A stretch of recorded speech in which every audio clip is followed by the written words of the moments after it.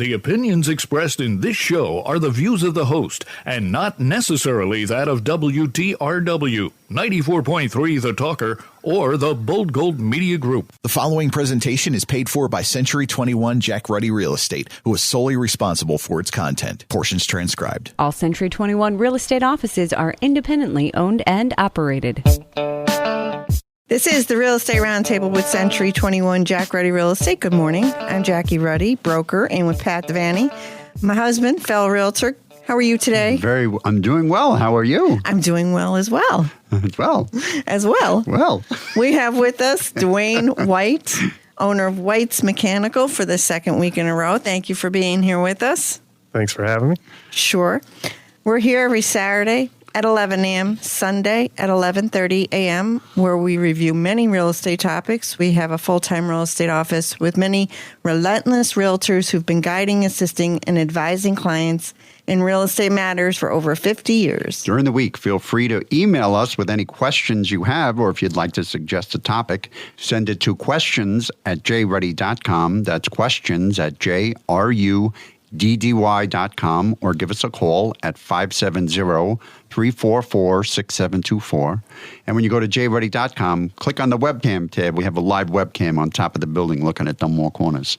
Check us out on social media, view our listings, search the MLS listings, and listen to archive radio shows by going to mobile-friendly jruddy.com, where we also have all the popular podcast apps that we feature the radio show on. Dwayne White, White's Mechanical. Can you tell me how long you've been doing what you do, please? So I've been doing this since I graduated high school, pretty much. I went in the Air Force, learned heating and air conditioning, and I've been doing it ever since. So I've owned my own business now we're going on 22 years. Wow. Yep, time flies when you're having fun. All right. So you've seen it all. Yeah. You're based in Oliphant, but you go anywhere around the Scranton area, yep. Right? Okay. And so They have the cool trucks. It says White's Mechanical, right? That's nice. Yep. You're a heating specialist, pretty much an expert after 22 years, in my opinion.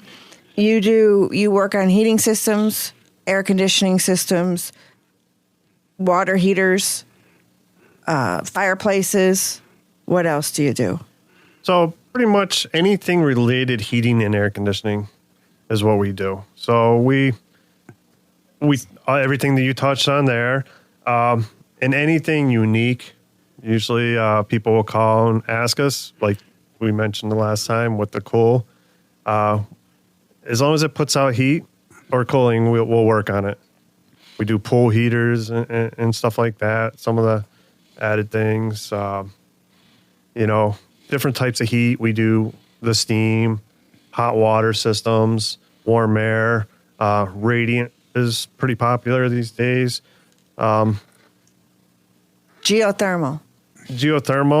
We've installed systems over the years. Okay, you got to explain what a geothermal system is, because it's pretty interesting. So a geothermal system is when they're using the heat from the earth, from the ground, to heat your house. And it works also. It takes the heat from your house and puts it in the ground in the summer. So it's a heating and air conditioning system.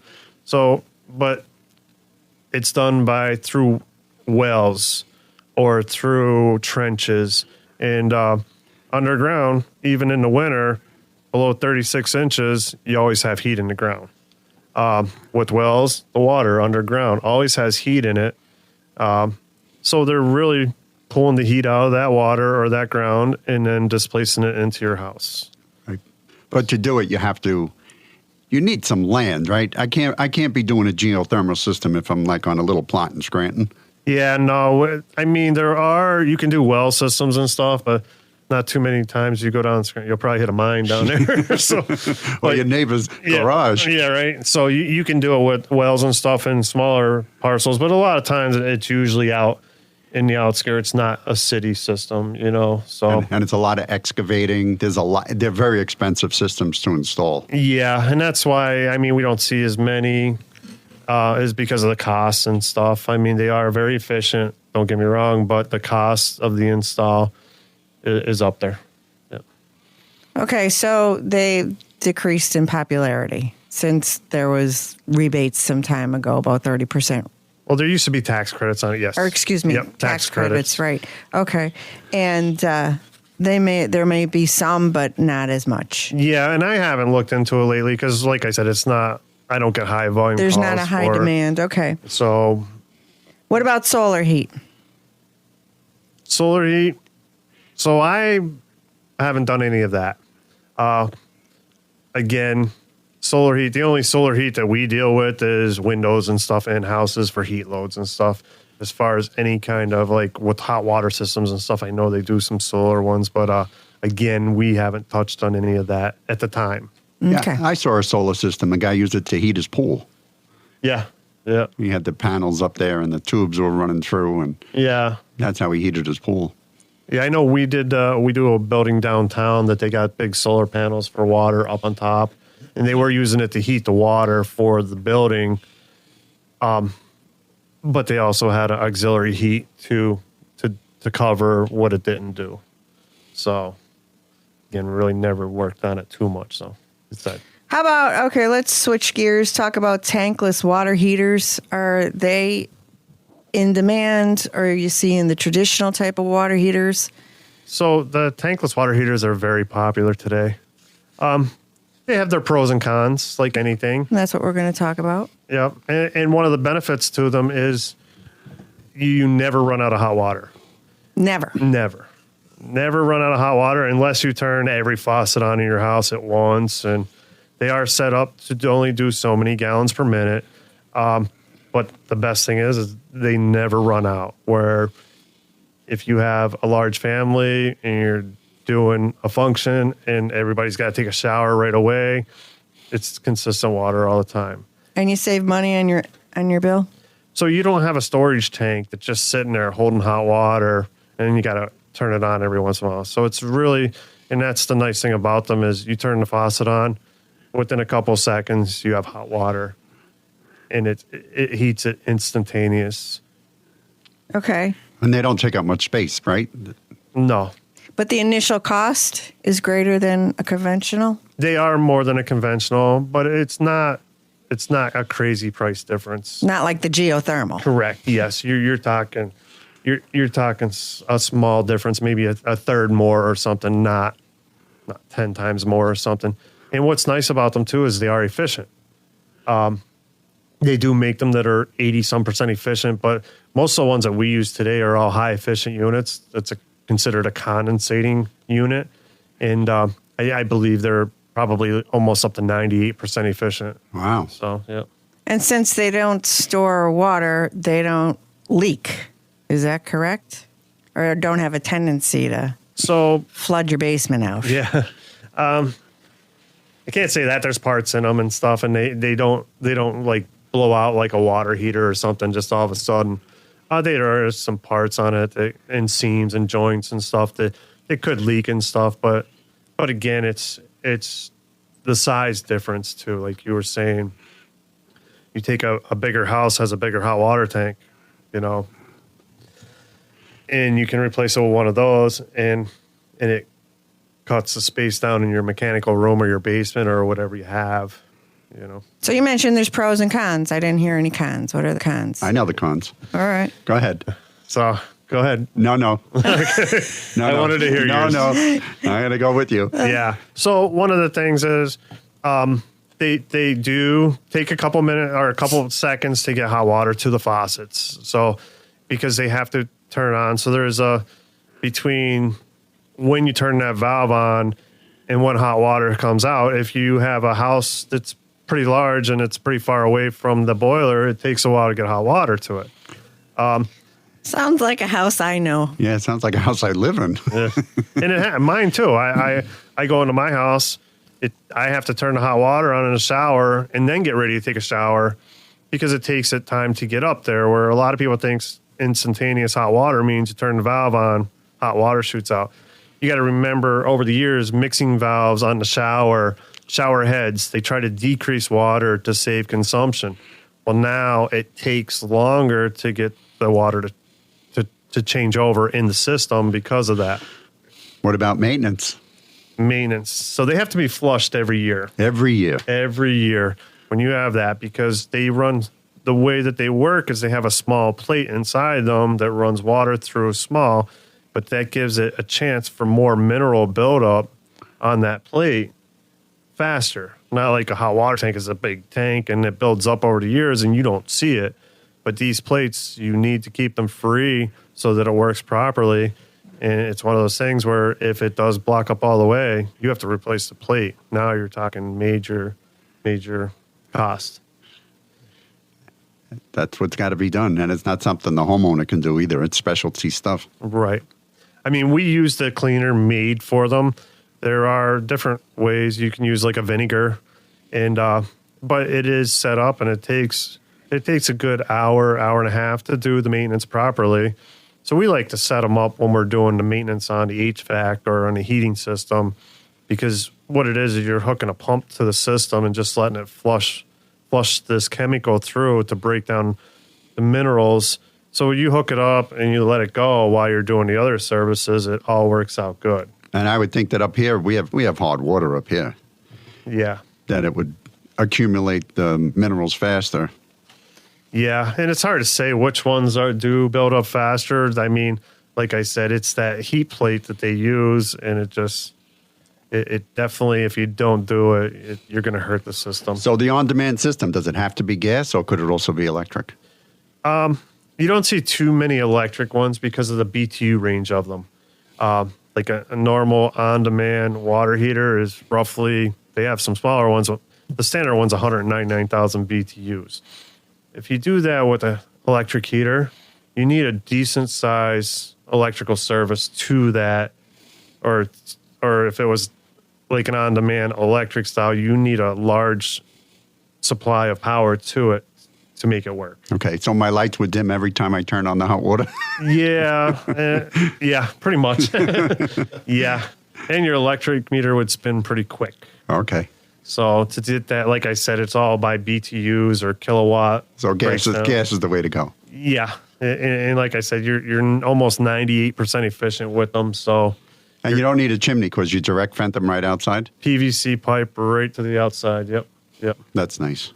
Well, I lived in a house one time where there were conventional water heaters, and I lived there a long time, 20 years, and I knew every time the water heater was going to go, something would come out in the water, like little white crystal. Yes. Yeah. And I'd say, "Uh-oh, water heater's going to go any minute now."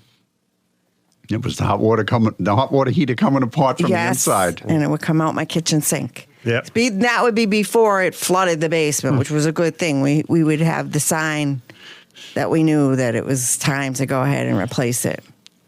Yeah, that or discolored water coming out of your faucets is a sign. Corrosion. Rusty, like a rusty. Not saying every time you see that. I mean, it could have been a rainstorm or something and got the water, but or or PA American Water doing something right in the area. Which any more I notice, they'll call and let us know.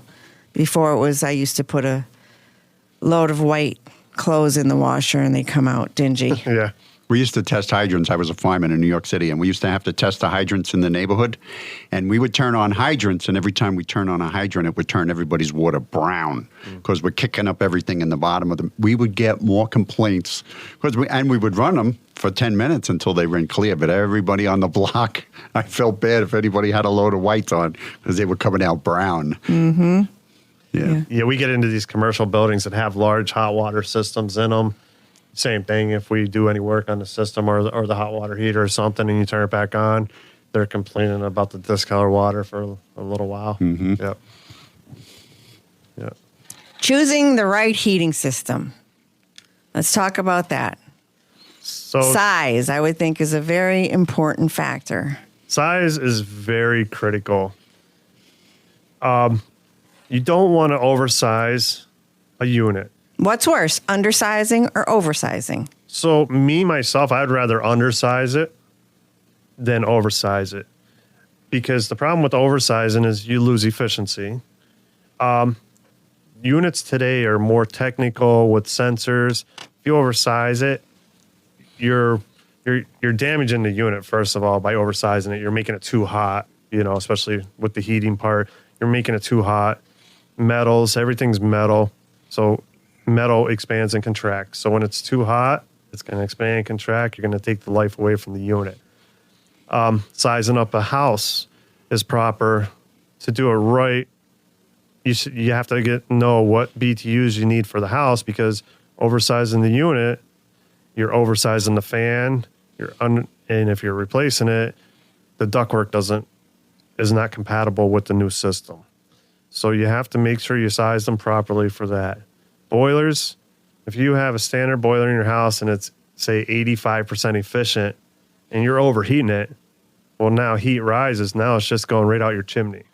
So even when it shuts down and it's just sitting there idle, it's still really hot. The heat's going to go up the chimney. So it's very critical to size a system properly.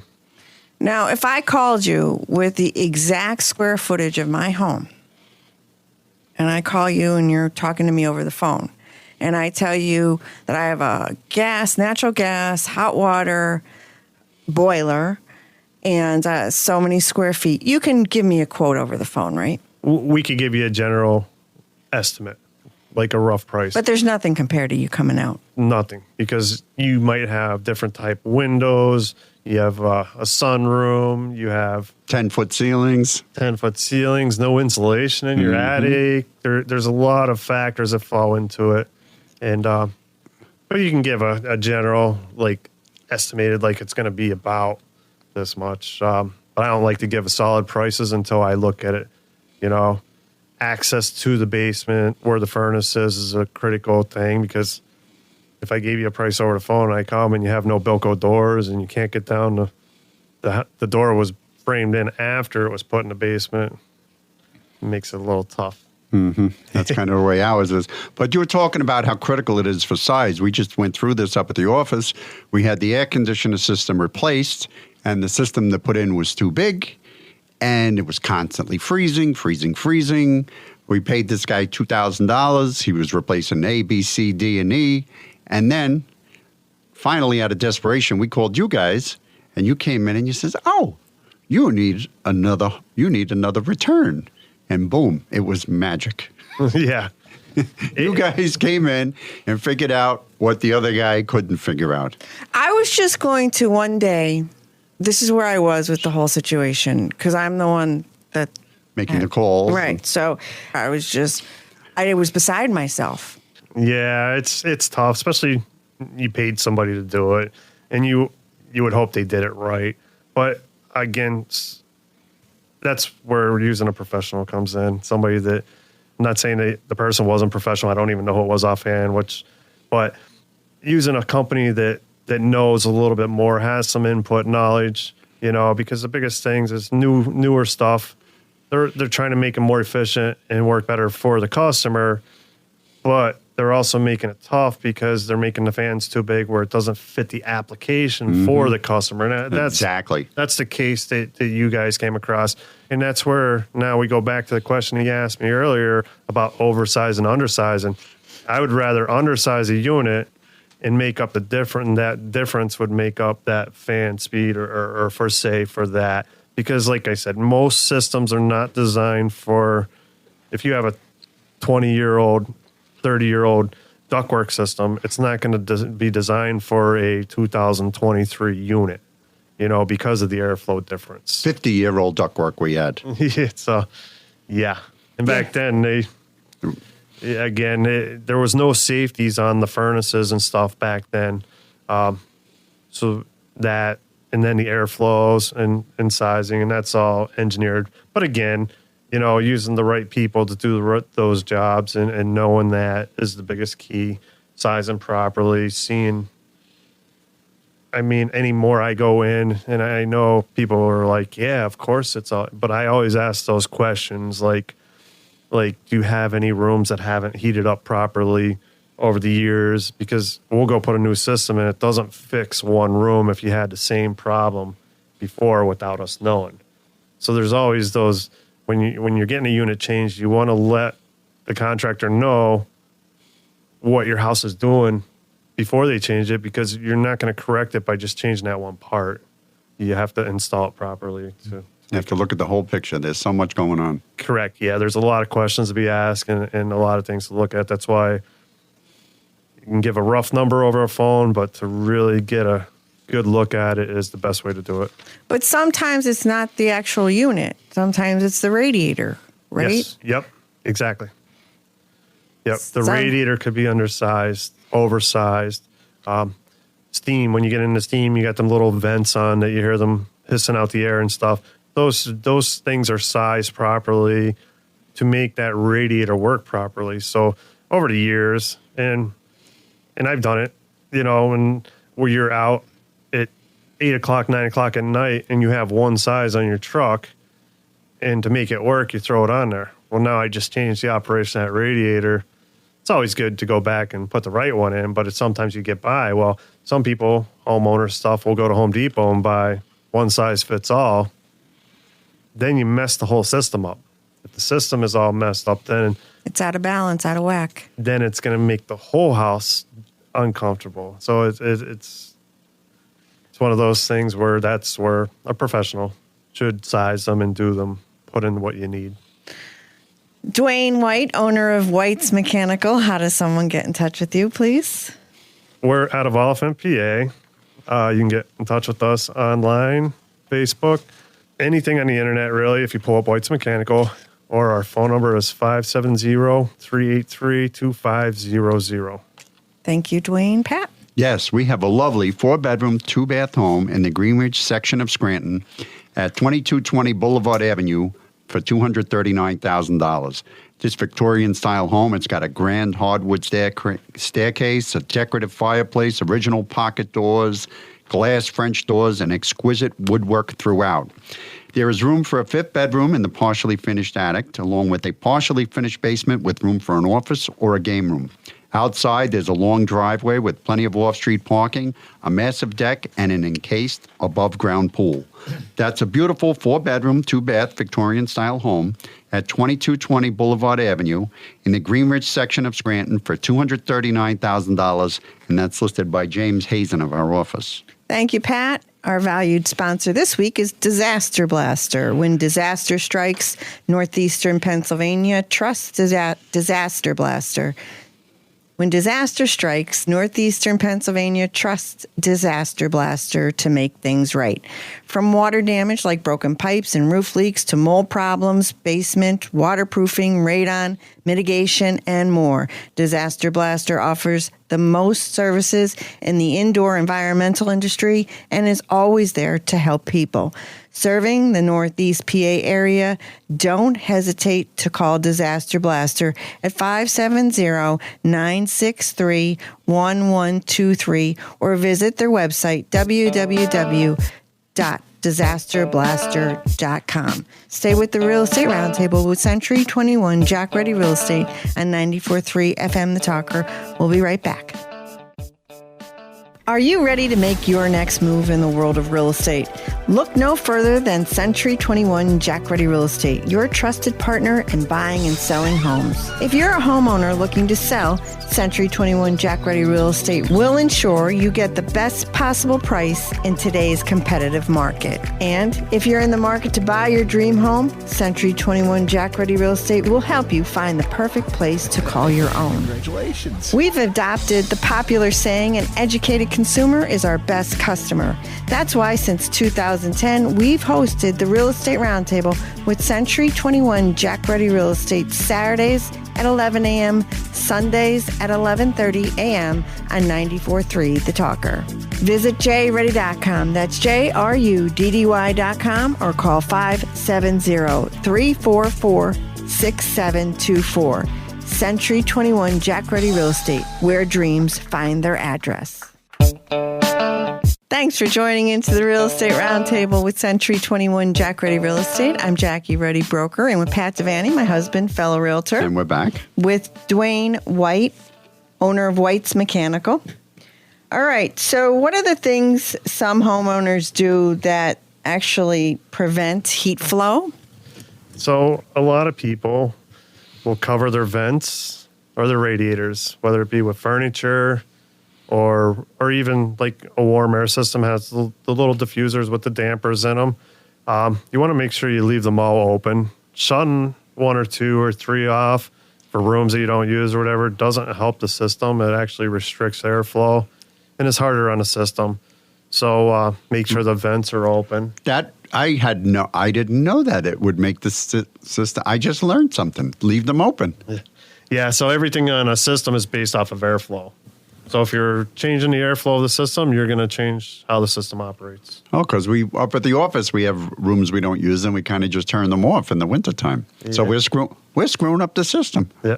Yeah, well, in the summer, I don't like the air conditioning, so I have you turn the vent off. Right, in the one room. In my office. That's it. Yeah, and then in the winter, that vent is definitely open. It's wide open. I wish I should move my desk over to where it is.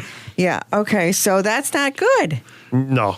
So it's all in the envelope of the house, they say. So anything within the walls and the windows of the house, you're going to, is in the insulation that goes around it. So anything inside the envelope of the house, you want to make sure you keep it conditioned because it's going to be conditioned anyway.